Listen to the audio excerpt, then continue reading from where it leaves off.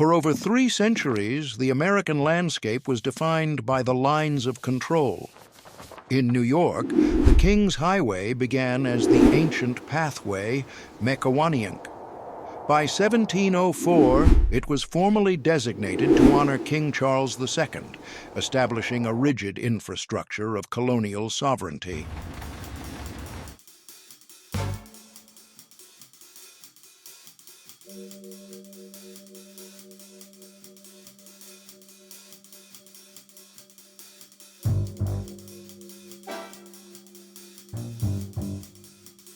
This gridding of America was a point of absolute control where the landscape was forced to conform to the road.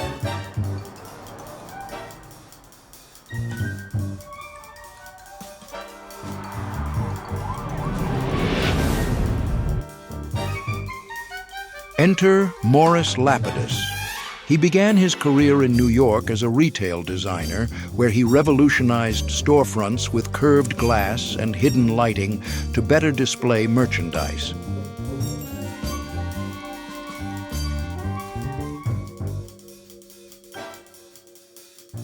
Enter Larry Rivers, a professional jazz musician, American painter, filmmaker, and occasional actor.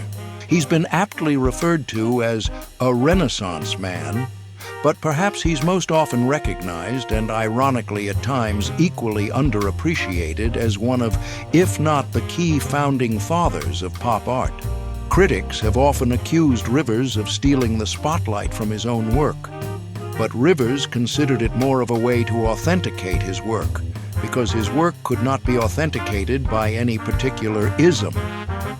It's true, Rivers' work wasn't pop, and it wasn't abstract expressionism. It was more of an ongoing dialogue with art and ideas, an expansive bridge between two significant art movements. These men helped define an era, shaping the art and architecture of the 1950s.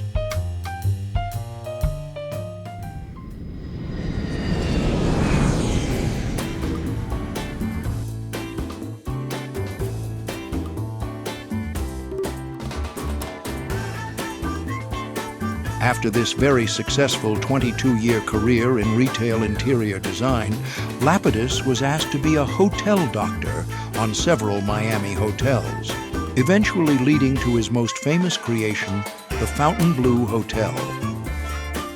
A former actor, Lapidus is also known for designing the Lincoln Road Mall, previously known as the Fifth Avenue of the South. But the late 1950s Lincoln Road had fallen on hard times. Lapidus suggested closing it off to traffic, stating that a car never bought anything. He made it a performance space for the people. He filled it with gardens, sculptures, waterfall, and places for people to rest, making human transportation a full circle, of man being on foot, to horses, to cars, and back on foot. In the early 1960s, he was asked to design a pool in Bed-Stuy, Brooklyn. So he did what he has always done. He set the stage. Having grown up in Brooklyn, attending school in Bed-Stuy, and finding his early inspirations in Coney Island, Brooklyn was the perfect place for Lapidus to leave his mark. With vibrant color and a pyramid, he gave them dignity and made the people the royals.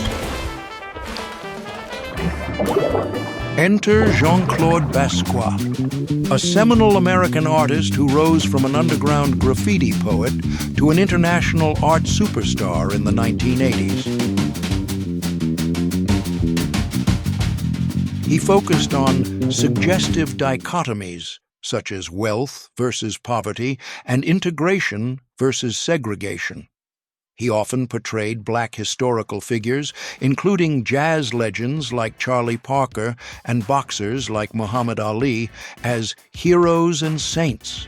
His most famous motif, the three-pointed crown, was used to elevate his subjects, often black musicians, athletes, and heroes, to the status of royalty or saints. Across the pond in Germany, like a ripple in the ocean, Lapidus's influence continued.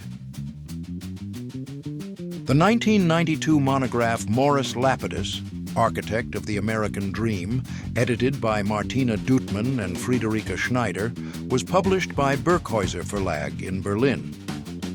Kef, born Simon Röhrlen, Berlin-based contemporary artist known for his abstract graffiti style, characterized by intricate flowing lines and harmonious patterns inspired by nature and Buddhism. His work aims to spread positive energy through murals and paintings, having collaborated with brands like Porsche and Urban Outfitters across Europe and Asia. Join us on a journey of lessons of artists who began moving art forward through a world shaped by Morris Lapidus, who broke free of the grid, set the stage and crowned the people, reminding us that we are the royals.